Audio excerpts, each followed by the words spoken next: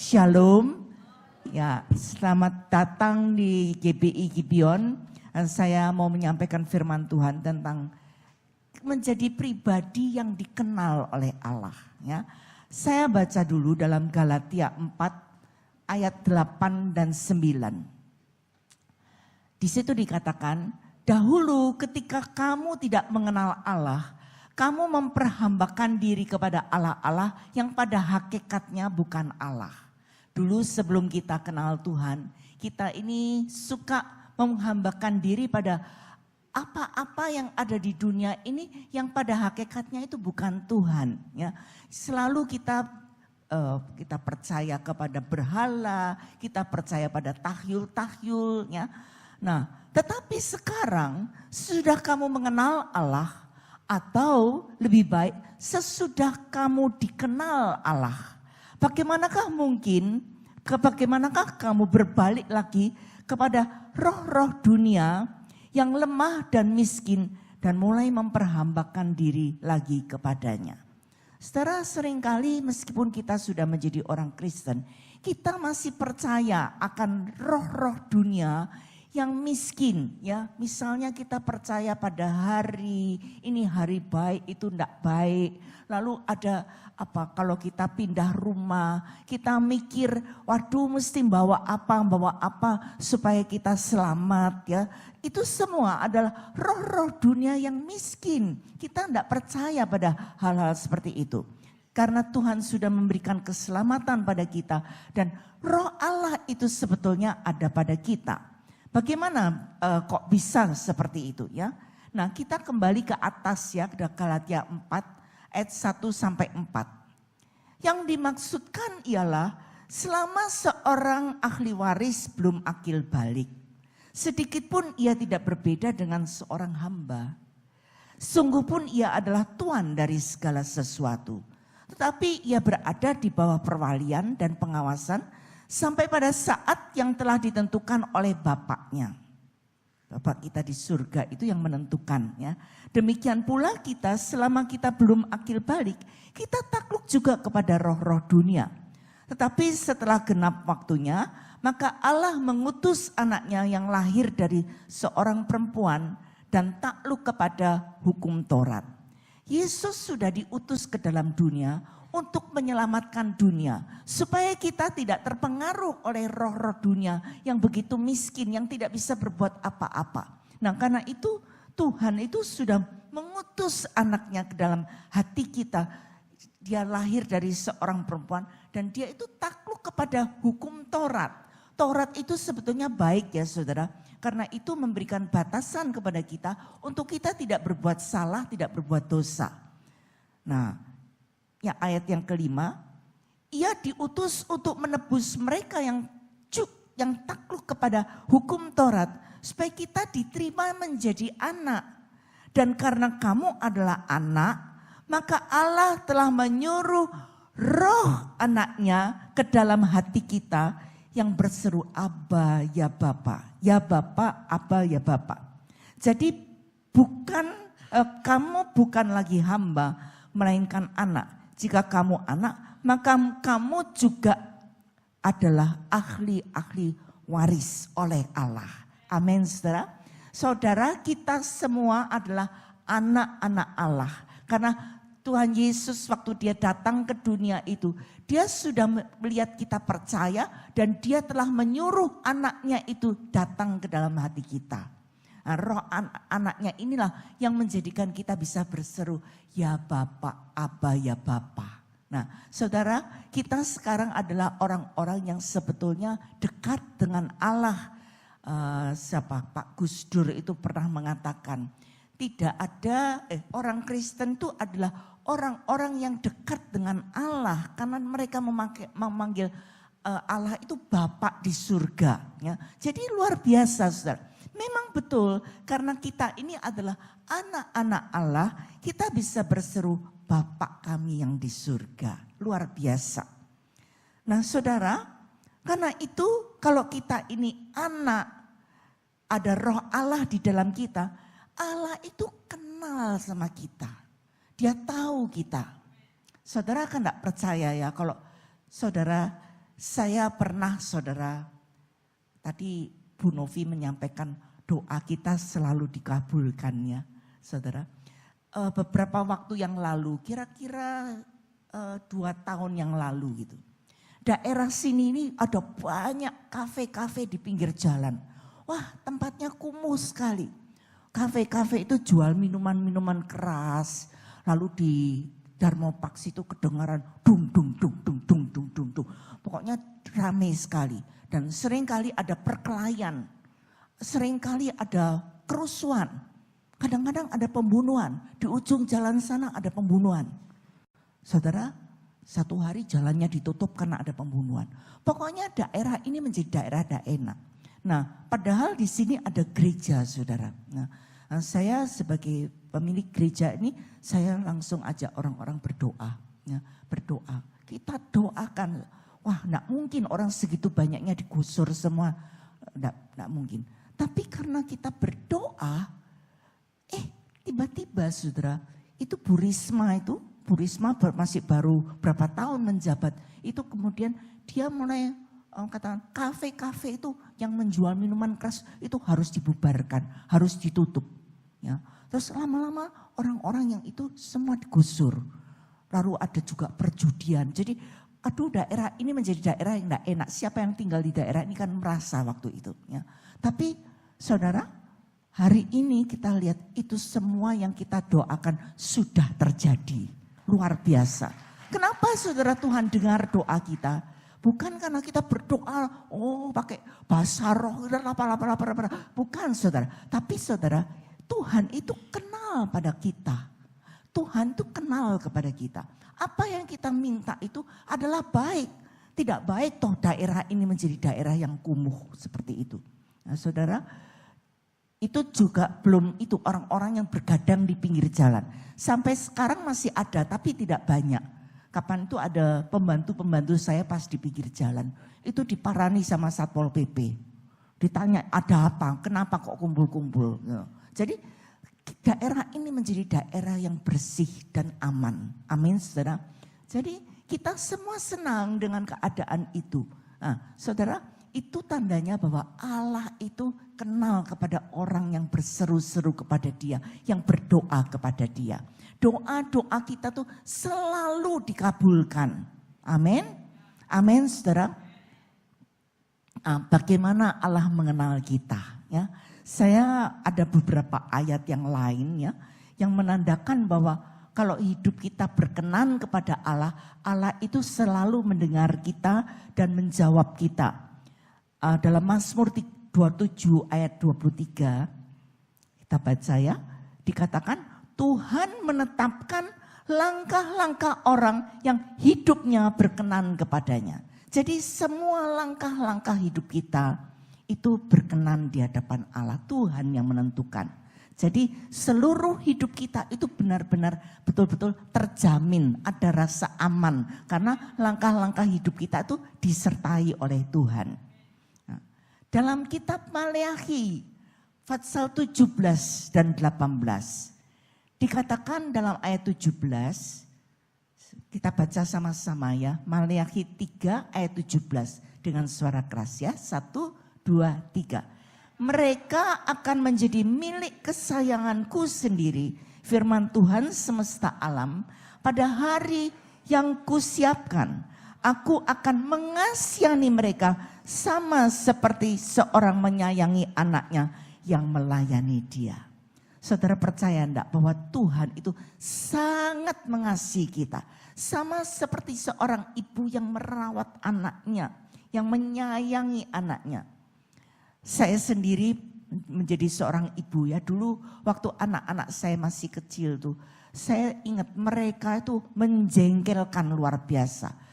Tapi saudara, ketika mereka menjengkelkan, apa saya benci sama mereka? Enggak, tetap sayang saudara, tetap sayang. Saya juga lihat menantu saya, anaknya itu yang kecil itu, Jane, itu luar biasa. Ya lucu, tapi mencekno gitu kadang-kadang, ya mencekno gitu. Tapi saya lihat ibunya tetap sayang. Karena dia menyayangi anaknya. Nah seperti itulah Tuhan menyayangi kita. Dia punya pribadi seperti seorang bapak dan juga seorang ibu yang merawat anaknya, menyayangi dengan belas kasihan. Saudara, waktu Michael masih kecil ya, waktu itu saya lagi hamil. Waduh, ngotot, minta digendong, padahal perut saya udah gede gitu ya. Waduh, mau nyengkrem lagi saudaranya. Jadi, tapi tetap saya gendong meskipun perut saya udah gede. Saya sayang sama dia. Meskipun dia mencekno kayak gitu saudara. Ya, saudara itu sebenarnya saya banyak pengalaman loh dengan Michael dulu waktu masih kecil ya. Saya suka dipanggil oleh guru. Nanti pada waktu dia harus belajar dia ngongoti pensil tuh sampai kecil pensilnya. Terus padahal waktu itu pelajaran berhitung gitu misalnya. Karena umurnya masih belum cukup ya saya sudah sekolahkan gitu saudara. Karena nanggung, dia lahirnya bulan Oktober, padahal sekolah itu mulai bulan Juli. Nah, jadi karena salah saya juga, karena umurnya enggak cukup, makanya dia seperti masih belum dewasa gitu. Tapi itu semua saya lalui dan tetap saudara meskipun dia nakalnya gimana, saya tetap sayang. Ya. Sampai sekarang kadang-kadang ya mencekno kayak gitu, tapi ya wes tetap sayang, namanya anak ya. Tetap disayang. Nah, Bapak di surga itu juga begitu dengan kita. Saudara katakan amin. Ya. Bapak di surga sangat menyayangi kita. Nah, orang yang disayang Tuhan itu dibedakan dengan orang-orang yang tidak, yang jahatnya. Coba kita lihat di dalam ayat 18. Maka kamu, kita baca sama-sama ya, 1, 2, 3. Maka kamu akan melihat kembali perbedaan antara orang-orang benar dan orang fasik. Antara orang yang beribadah kepada Allah dan orang yang tidak beribadah kepada Allah. Saudara akan lihat nanti ya saudara pada akhir zaman ini. Nanti ada bedanya. Saudara-saudara semua yang duduk di sini adalah orang-orang yang beribadah kepada Allah dan orang-orang fasik. Orang perbuatannya jahat. Ya. Saya sangat percaya nanti kelihatan bedanya. Sekarang ini zaman yang sulit ya. Memang ada banyak kebijaksanaan pemerintah yang dibuat. Tapi saya lihat masih tetap sulit saudara. Tapi Tuhan tetap akan memberkati saudara semua yang ada di sini. Jemaat Gibeon yang dibedakan oleh Tuhan. Amin. Ya. Saudara tetap akan diberkati. Ya. Saudara, saya barusan ini ngomong-ngomong sama seorang murid saya.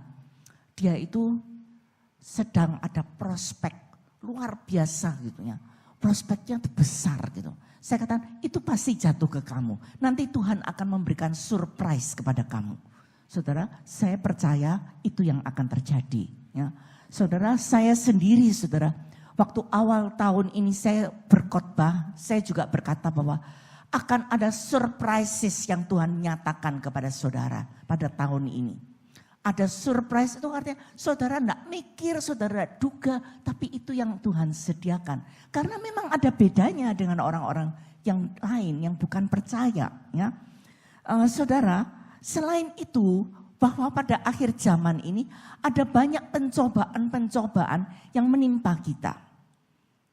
Dalam 2 Petrus 2 ayat 9 dikatakan, maka nyata bahwa Tuhan tahu menyelamatkan orang-orang yang saleh dari pencobaan dan tahu menyimpan orang-orang jahat untuk disiksa pada hari penghakiman.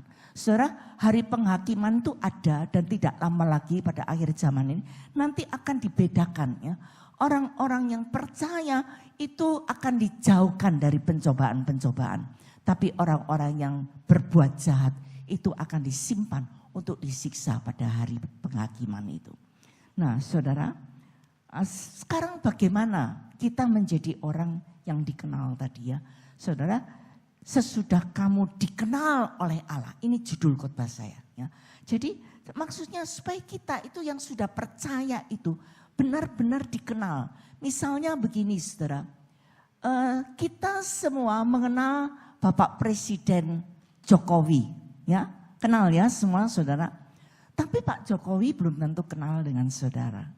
Ya. Kecuali saudara bergaul dengan dia, saudara kenal dia dari dekat. Wah dia pasti ingat saudara. Amin. Ya. Nah, karena itu bagaimana kita bisa tahu kalau Tuhan itu kenal kita? Saudara, saya katakan, saudara dikenal oleh Allah. Semua di sini, saya percaya tidak terkecuali, semua satu demi satu dari baris ini terus ke sana, semua itu dikenal oleh Allah. Amin. Katakan, saya dikenal oleh Allah. Ada ayatnya ya, 1 Korintus 8 ayat 3. Kita baca. Tetapi orang yang mengasihi Allah, ia dikenal oleh Allah. Baca dengan keras, 1, 2, 3. Tetapi orang yang mengasihi Allah, ia dikenal oleh Allah. Saudara, kita mengasihi Allah atau enggak? Ya tentu kita bilang, oh saya mengasihi Allah. Tapi itu nanti ada ujiannya saudara, kalau saudara mengasihi Allah atau tidak. Ya, ada tes-tesnya. Ya. Bagaimana kita mengasihi Allah? Dalam 1 Yohanes 4 ayat 8 sampai ayat 16 itu diterangkan bagaimana kita mengasihi Allah. Barang siapa, ayat 8 dulu ya, kita baca dulu. Barang siapa tidak mengasihi, ia tidak mengenal Allah. Sebab Allah adalah kasih. Jadi kalau saudara tidak bisa mengasihi orang, dendeman sama orang, benci sama orang, jengkel sama orang, itu saudara tidak punya kasih, ya, tidak kenal sama Allah. Saya katakan, kalau saya tidak mengasihi, saya tidak kenal Allah. Ya, saudara, dalam hal inilah ayat 9, dalam hal inilah kasih Allah dinyatakan di tengah-tengah kita. Yaitu bahwa Allah telah mengutus anaknya yang tunggal ke dalam dunia supaya kita hidup olehnya. Jadi Allah itu mengutus anaknya ke dalam dunia ini dengan satu maksud supaya kita beroleh hidup olehnya. Nah karena itu Allah itu adalah kasih dan kita harus hidup di dalam kasihnya Allah. Amin. Ya. Nah ayat 10 mari kita baca 1, 2, 3. Inilah kasih itu, bukan kita yang telah mengasihi Allah, tapi Allah yang telah mengasihi kita dan yang telah mengutus anaknya sebagai pendamaian bagi dosa-dosa kita.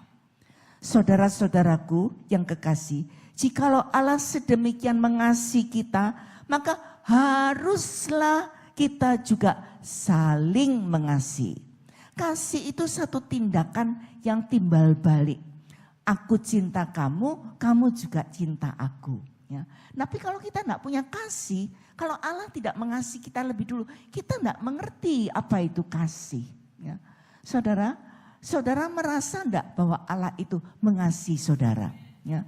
Karena itu kita kalau ada orang berbuat salah, kita harus mengampuni. Saya ini dulu punya satu sifat yang jelek sekali. Ya. Saya ini orangnya keras, ya. Hati yang keras itu saudara, tidak punya kelembutan hati. Dan kalau ada orang sudah menjengkel atau nyalai saya saudara, saya mangkel sama orang itu, saya dendam sama orang itu. Oh orang itu saya apa, saya pi gitu, pi itu apa saudara. Pokoknya dijadikan sasaran kebencian saya. Tapi saudara, itu karena saya punya Kristus yang adalah kasih di dalam hati saya, maka lama-lama itu terkikis habisnya. Pertama memang tidak bisa mengampuni, tapi Tuhan terus pertemukan dengan orang itu. Oh kebetulan ketemu, oke, melengos masih, tidak mau saya lihat dia, males. Tidak mau urusan saya dengan dia. Tapi tidak bisa saudara, lain kali ketemu lagi. Nah saudara lumayan ya sudah, rodok mantuk titik gitu saudara. Ya. Tapi lama-lama saudara kita mulai bicara. Berkali-kali dipertemukan, dilatih sama Tuhan untuk belajar mengasihi dia. Ya. Itu adalah latihan-latihan yang Tuhan izinkan terjadi dalam hidup kita. Dan waktu saya mulai bisa mengampuni dia, bahkan melupakan kesalahannya dan menganggap kesalahannya itu tidak ada, sama seperti Tuhan juga sudah mengampuni saya. Ya.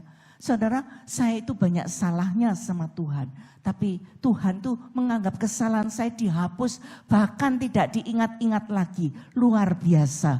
kita ini bisa mengasihi orang yang kita dulunya benci. Sampai kita bisa mengasihi orang, bahkan bisa peluk-pelukan, bisa merangkul orang itu. Saudara, nah itulah kasihnya.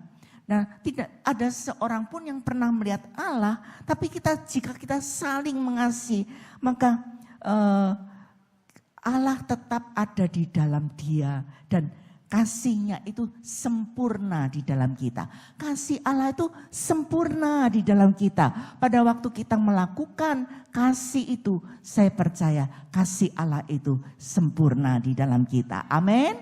Saudara katakan, kasih Allah itu sempurna di dalam saya. Ya, sudah dicintai, diampuni, ya saudara, kita ada kasih. Nah karena itu kalau kita mengasihi, itu Allah kenal kita. Ciri khas kita itu orang Kristen itu saling mengasihi. Meskipun orang yang itu menceknoni kayak apa, kita tetap mengasihi. Ada loh orang yang kita cintai itu menceknoni setengah mati, saudara. Ya ada, tapi kita harus mengasihi. Ya. Dan lama-lama orang itu karena dicintai, ya lama-lama dia juga menjadi orang yang menyenangkan. Amin. Ya. Nah itulah kumpulan orang-orang yang tadinya mencekno, tapi kita saling mengasihi dan kita adalah agen-agen Allah yang memulihkan orang lain karena ada kasih Allah di dalam diri kita. Masih mengenai kasih ya, dalam Roma 5 ayat 8 sampai 11, kita baca ya ayat 8. Akan tetapi Allah menunjukkan kasih-Nya kepada kita, oleh karena Kristus telah mati untuk kita ketika kita masih berdosa. Saya masih ingat waktu saya bertobat dulu, saudara. Ketika saya masih berdosa, Tuhan tidak bilang gini, kamu baik-baik dulu baru nanti saya cinta engkau. Enggak. Waktu masih berdosa itu loh saudara, yang tidak bisa ngampuni itu. Saya masih banyak bikin kesalahan. Tapi Tuhan sudah mencurahkan kasih-Nya kepada saya. Ya. Nah, itulah kualitas kasih Allah di dalam hati kita. Lebih-lebih karena kita sekarang telah dibenarkan oleh darah-Nya. Kita pasti diselamatkan dari murka Allah. Saya percaya tidak ada seorang pun di sini yang masih kena murka Allah. Karena Tuhan sudah mengasihi kita. Amin. Siapa yang merasa bahwa Tuhan sudah mengasihi saudara? Ya. Nah, tidak ada murka Allah. Kalau ada orang bilang, kamu kualat. Mateng kamu ya, kamu nanti Tuhan marah sama kamu, Tuhan hukum kamu. Enggak ada saudara. Meskipun kita masih banyak salahnya, tapi Tuhan sudah mencurahkan kasih-Nya di dalam hati kita. Ayat 10. Sebab jikalau kita ketika kita masih seteru, diperdamaikan dengan Allah oleh kematian anaknya, lebih-lebih kita yang sekarang yang telah diperdamaikan, pasti diselamatkan oleh hidupnya. Amin saudara. Pasti kita diselamatkan. Kita ini sudah diselamatkan. Kita makanya dikenal oleh Allah. Diperdamaikan dengan Allah. Dan bukan hanya itu saja.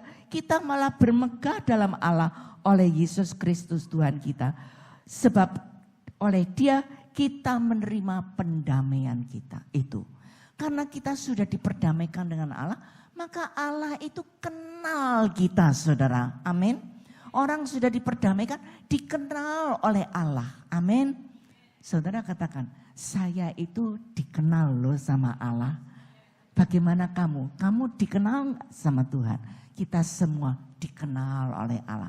Jemaat Gibeon di sini, saya percaya Allah kenal saudara pribadi lepas pribadi. Haleluya. Ya. Semua dicintai oleh Tuhan. Dan saya percaya orang kalau dicintai itu pasti dibedakan. Nah itu pertama ya, orang yang mengasihi Allah dikenal oleh Allah. Katakan, saya mengasihi Allah dan Allah kenal saya. 1, 2, 3. Saya mengasihi Allah dan Allah kenal saya. Haleluya. Nah, yang berikutnya adalah kalau kita beriman dan kita tetap percaya dan selalu taat. Kalau Tuhan perintahkan sesuatu kita taat. Ya. Kok bisa taat saudara? Ya kita jatuh bangun tapi kita taat, saudara. Saya teringat kepada Nuh ya. Kita lihat dalam Kejadian 6 ayat 8 dan 9. Ayat 8 berkata begini. Tetapi Nuh mendapat kasih karunia di mata Tuhan. Inilah riwayat Nuh. Nuh adalah seorang yang benar, dibenarkan, dan tidak bercela di antara orang-orang sesat zamannya. Dan Nuh itu hidup bergaul dengan Allah. Sekarang ini kita sudah punya hubungan dengan Allah.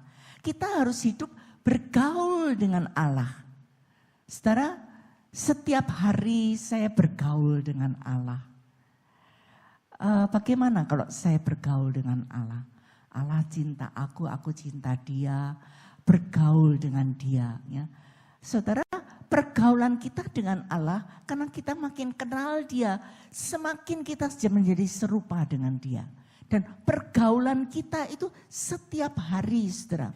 Kita mendengar suaranya, mempertajam pendengaran kita seperti seorang muridnya. Saya percaya waktu kita mulai bergaul dengan Allah, Allah itu kenal kita. Amin. Dia kenal kita. Dalam Kejadian 6 ayat 22 dikatakan begini. Lalu Nuh melakukan semuanya itu tepat seperti yang diperintahkan Allah kepadanya. Demikianlah dilakukannya. Lalu berfirmanlah Tuhan kepada Nuh, masuklah ke dalam bahtera itu, engkau dan seisi rumahmu, sebab engkaulah yang kulihat benar di hadapanku. Allah membenarkan dan Allah melihat dia benar di antara orang sejamannya dia itu. Di zaman itu. Lalu Kejadian 8 ayat 1. Dikatakan, lalu Allah ingat Nuh ya. Coba kita baca ayat 1. Maka Allah mengingat Nuh dan segala binatang liar dan segala ternak yang bersama-sama dengan dia dalam bahtera itu. Dan Allah membuat angin berhembus melalui bumi sehingga air itu turun. Nah begini saudara, ceritanya kan begini. Waktu Nuh disuruh Tuhan membuat bahtera, dia diketawai oleh orang-orang sejamannya. Tapi dia menurut, dia lakukan seperti yang Tuhan katakan. Dia membuat bahtera besarnya persis seperti ukuran yang Tuhan katakan. Dan orang-orang sejamannya itu mengetawai dia. Tapi dia tetap melakukannya. Dan waktu ada air bah, semua orang dimusnahkan. Tapi bahtera Nuh itu tetap mengapung dengan binatang-binatang. Semuanya.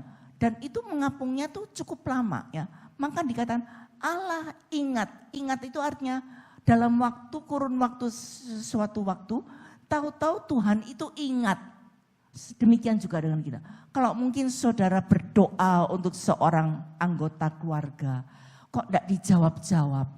Mungkin saudara pikir, kapan ya Tuhan kok tidak bertobat-bertobat. Tapi kalau Tuhan ingat, dia langsung kabulkan saudara.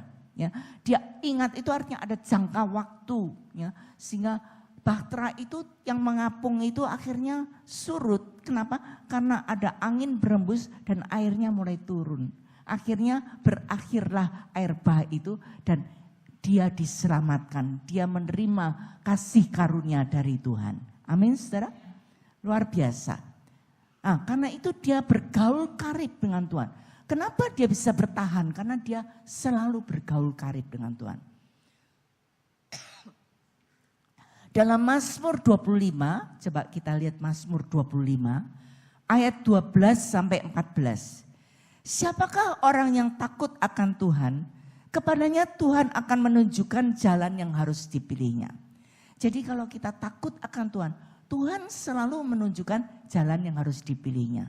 Misalnya saudara mau kerja apa, saudara pikir ditawari ini dan ditawari itu. Tapi Tuhan akan menunjukkan apa yang harus saudara pilih. Ya, Tuhan pasti menunjukkan. Nah orang itu sendiri akan menetap dalam kebahagiaan dan anak cucunya akan mewarisi bumi. 3 generasi ya. Saya orang tua punya anak, terus ada anaknya anak saya. Itu mulai ada cucu. Ya. Nah dikatakan dia sendiri menetap dalam kebahagiaan. Saya ini sungguh-sungguh sangat bahagia. Saya tetap menetap dalam kebahagiaan. Tapi Saya sekarang melihat cucu-cucu saya mewarisi apa yang kami sudah dapatkan dari Tuhan. Amin. Cucu-cucu itu sudah tingkat 3, saudara, keturunan ketiga. Mereka akan mewarisi bumi.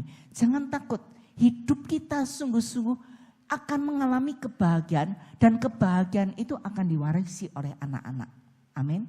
Amin. Tidak ada sesuatu yang mencelakakan anak-anak kita. Lalu ayat yang ke-14 dikatakan Tuhan bergaul karib dengan orang yang takut akan Dia dan perjanjiannya diberitahukan kepada mereka.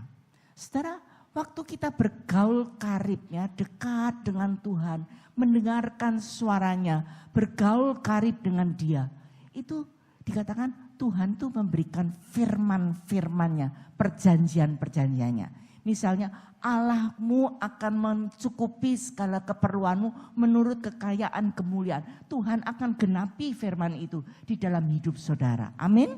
Percaya? Percaya? Saya sangat percaya. Waktu kita sakit, Tuhan itu akan menyembuhkan kita.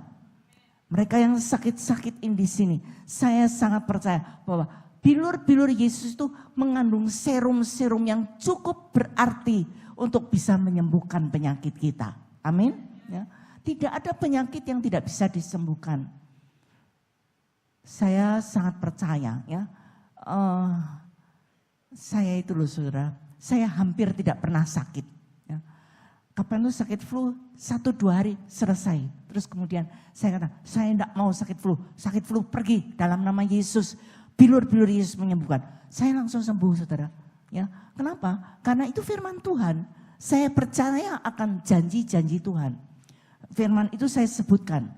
Engkau tidak akan dikenai penyakit manapun juga yang pernah ditimpakan kepada Mesir. Penyakit itu tidak akan mendekat kepada kemah-kemahmu. Saya percaya. Ya. Dan kalau kita sungguh-sungguh percaya waktu kita bergaul karib dengan Tuhan, maka Tuhan itu ingat kita. Tuhan itu selalu bergaul karib dengan kita. Amin. Dan yang ketiga, hiduplah dalam rencana Allah. Kalau kita dekat dengan Tuhan, kita selalu melihat kebaikan-kebaikan Tuhan. Ya. Dalam Roma 8 ayat 28 dikatakan, kita tahu sekarang, ayo kita baca ya, 1, 2, 3. Kita tahu sekarang bahwa Allah turut bekerja dalam segala sesuatu untuk mendatangkan kebaikan bagi mereka yang mengasihi Dia, yaitu mereka yang terpanggil sesuai dengan rencana Allah. Rencana Allah itu selalu baik, amin. Ya. Tidak ada kerugian, tidak ada sakit penyakit. Saya sangat percaya bahwa Allah itu selalu mendatangkan kebaikan bagi orang yang mengasihi Dia. Tadi orang yang mengasihi Allah itu dikenal oleh Allah. Karena itu saya percaya bahwa kalau saudara adalah orang yang dikenal oleh Allah, Allah itu selalu turut bekerja dalam segala hal untuk mendatangkan kebaikan. Nah, karena itu persembahkanlah dirimu, ya. Coba kita baca Roma 12 ayat 1-3. Karena itu saudara-saudara, demi kemurahan Allah, aku menasihatkan kamu supaya kamu mempersembahkan tubuhmu sebagai persembahan yang hidup, yang kudus dan yang berkenan kepada Allah. Itu adalah ibadahmu yang sejati.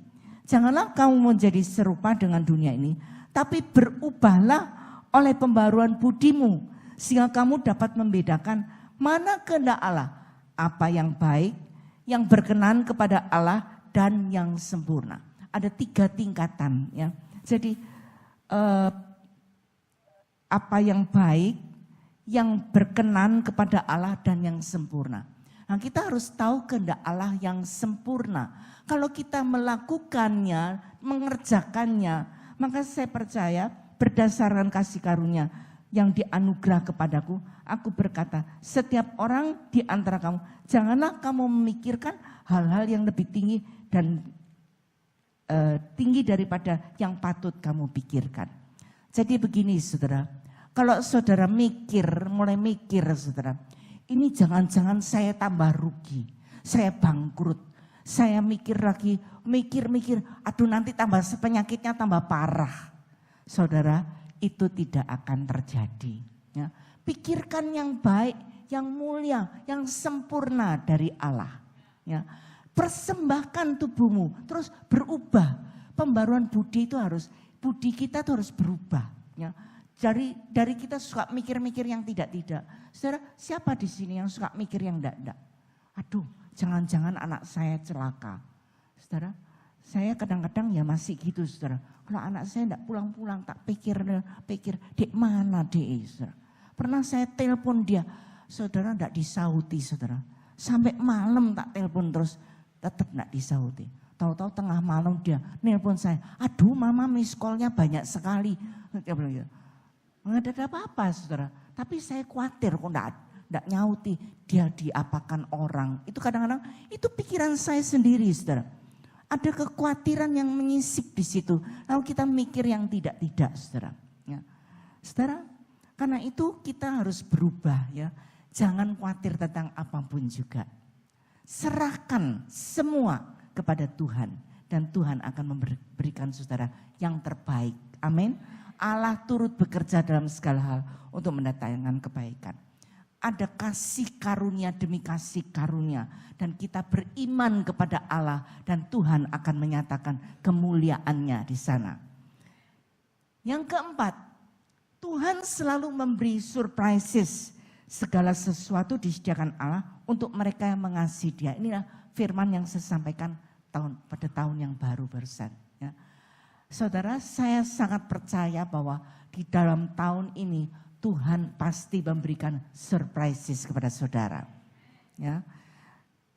Dikatakan dalam 1 Korintus 2 ayat 9. Tetapi seperti ada tertulis, apa yang tidak pernah dilihat oleh mata dan tidak pernah didengar oleh telinga dan yang tidak pernah timbul di dalam hati manusia. Semua yang disediakan Allah untuk mereka yang mengasihi Dia. Saya sudah katakan, orang kalau mengasihi Allah itu dikenal oleh Allah. Terus Tuhan itu juga melimpahkan berkat-berkatnya kepada orang itu. Karena engkau tuh dikenal oleh Allah. Siapa percaya bahwa ada banyak surprises yang Tuhan berikan. Amin. Ya. Saya barusan ini juga mendapatkan surprise yang banyak sekali. Saya tidak bisa saksikan. Cuma begini saudara, saya mau saksikan begini. Waktu 2 tahun yang lalu, ya hampir 1,5 tahun yang lalu ya. Saya itu sebetulnya sakit ambeien. Kalau saya berdiri lama begini, saya setelah selesai, saya harus pergi ke kamar mandi untuk membersihkan tubuh saya. Kenapa? Karena saya itu perdarahan. Ya. Kalau berdiri lama, ada ambeien yang jebrot gitu, keluar darah banyak sekali. Dan tidak jarang saya itu sampai berdarah-darah gitu.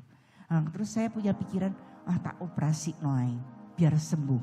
Nah, benar saudara, waktu saya operasi, dokter bilang begini, ya nanti ibu periksa aja semua ya, jantung semua diperiksa.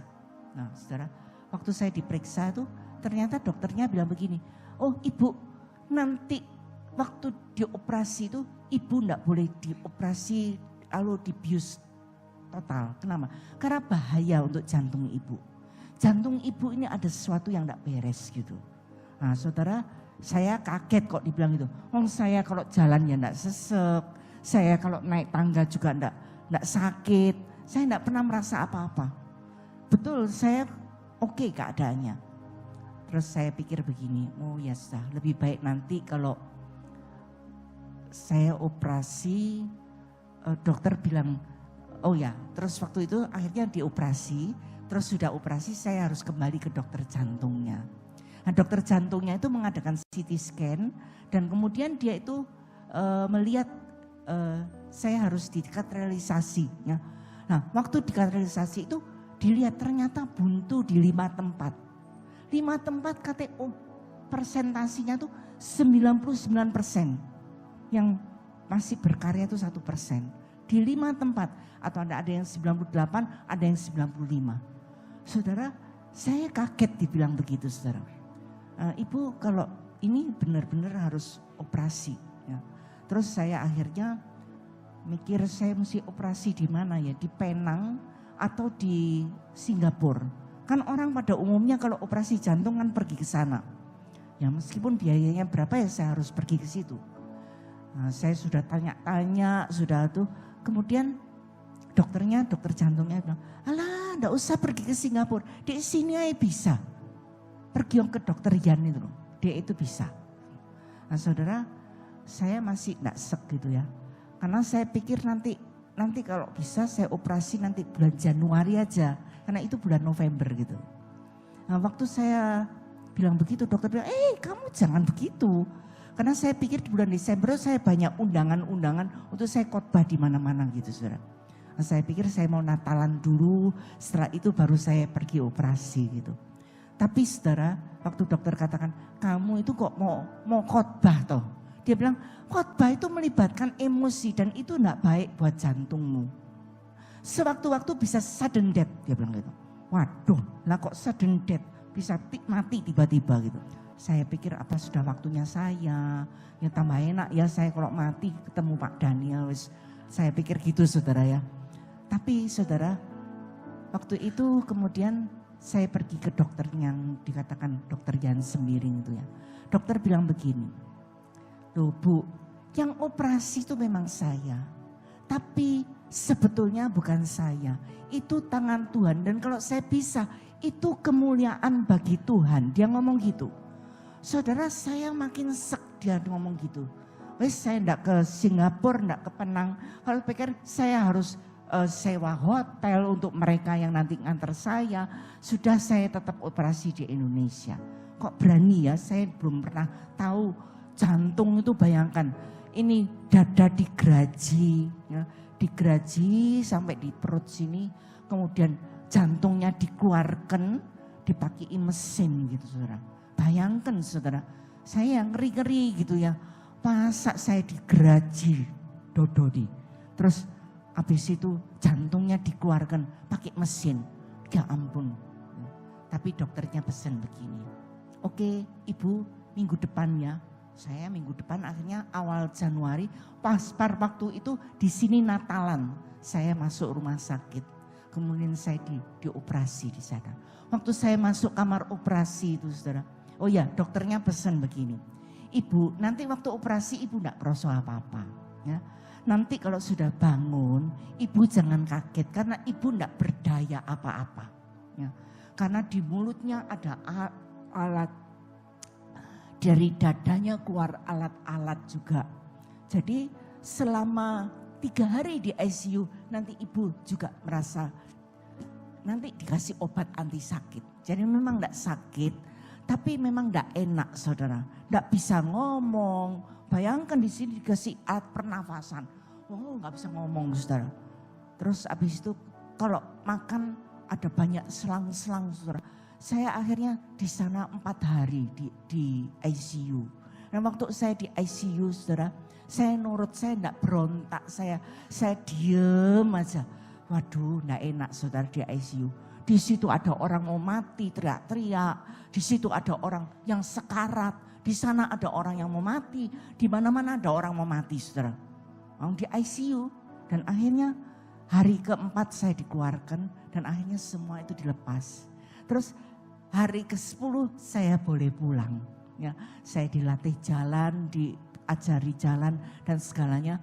Dan cuma saya itu makannya enggak enak gitu ya. Karena di sini itu lides semua saudara. Ya. Jadi makan gado-gado, krosone enggak karu-karuan. Ya. Makan mie yang enggak karu-karuan. Makan apa saja rasanya enggak karuan. Sampai saya kurus gitu saudara. Sampai sekarang saya masih kurus. Ya. Jadi saya itu betul-betul merasa. Tapi dalam 10 hari itu saya terus dipulihkan dan dipulihkan. Dan hari ke-10 saya pulang. Dan dalam waktu 2 minggu, 3 minggu, minggu ketiga saya sudah berdiri di mimbar ini untuk berkhotbah. Ya. Tuhan tuh memulihkan saya. Dan banyak orang berkata, ini kata orang ya saudara, ibu tambah muda. Loh kok mari operasi kok katanya tambah muda. Apa betul saya tambah muda? Saya sih justru tambah tua. Sekarang saya sudah berumur 65 tahun. Tapi kalau awet muda ya puji Tuhan saudara. Puji Tuhan. Ibu tambah cantik katanya. Waduh saudara, gede ndase saudara. saya megar-megar hidungnya, dibilang cantik gitu saudara. Ya, luar biasa. Ya saudara, itu saudara, Allah turut bekerja untuk mendatangkan kebaikan. Kebaikan Tuhan itu tidak ada yang menandingi. Amin. Ya.